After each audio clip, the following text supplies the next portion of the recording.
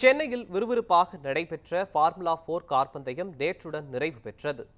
தெற்காசியாவில் முதன்முறையாக formula 4 car பந்தயம் நேற்று முன்தினம் சென்னை தீவுத்திடலில் தொடங்கியது. இதனை அமைச்சர் உதயநிதி ஸ்டாலின் கொடியசைத்து தொடங்கி வைத்தார்.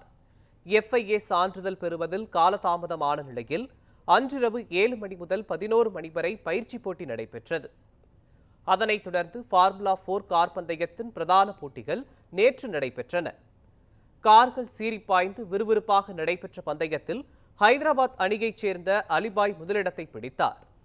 இரண்டாவது இடத்தை அகமதாபாத் அணியைச் சேர்ந்த திவி நந்தன் மற்றும் மூன்றாவது இடத்தை பெங்களூரு அணியைச் சேர்ந்த ஜேடன் பாரியாட் ஆகியோர் பிடித்தனர்.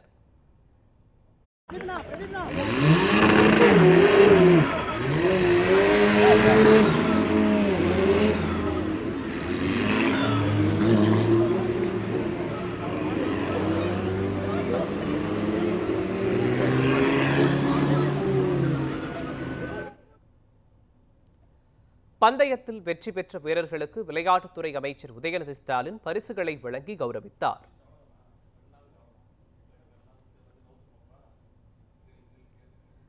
இதனைத் தொடர்ந்து செய்தியாளர்களிடம் பேசிய அமைச்சர் உதயநிதி ஸ்டாலின் ஃபார்முலா 4 கார் பந்தயம் மூலம் சென்னைக்கு பெருமை கிடைத்துள்ளது என்று கூறினார். தமிழ்நாட்டு விளையாட்டுத் துறையில் வரலாற்றில் இந்த கார் பந்தயம் சிறந்த இடம் பிடிக்கும் என்றும் தெரிவித்தார்.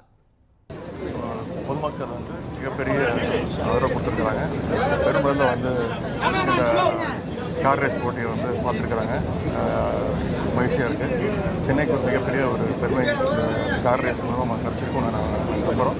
இதற்காக ஒத்துழைத்த எங்களுடைய துறை, RPP அந்த டீமு, அப்புறம் காவல்துறை, பொதுப்பணித்துறை, டூரிசம், இப்படி அத்தனை துறை அதிகாரிகள் என்னுடைய நன்றியை தெரிவிச்சுக்கிறேன். கார் ரேசஸ் அத்தனை பேரும் அவங்களுடைய திறமைகள்லாம் காட்டியிருக்காங்க. கண்டிப்பாக இந்த நிகழ்வு தமிழ்நாட்டுடைய விளையாட்டுத்துறையோட வரலாற்றில் ஒரு சிறந்த இடம் நம்பப்படுது.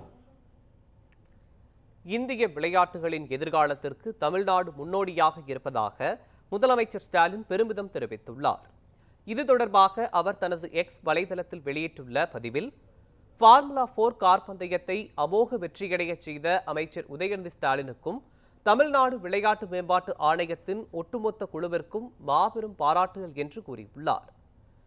செஸ் ஒலிம்பியாட், சென்னை ஓபன் 2023, ஆசிய சாம்பியன்ஷிப் டிராபி 2023, தமிழ்நாடு சர்வதேச சர்ப் ஓபன் 2023, ஸ்குவாஷ் உலகக்கோப்பை 2023 மற்றும் கேலோ இந்தியா ஆகியவற்றை வெற்றியாய் நடத்தி முடித்து தமிழ்நாடு விளையாட்டுத் துறையில் சிறந்து விளங்குவதாகவும் பாராட்டியுள்ளார்.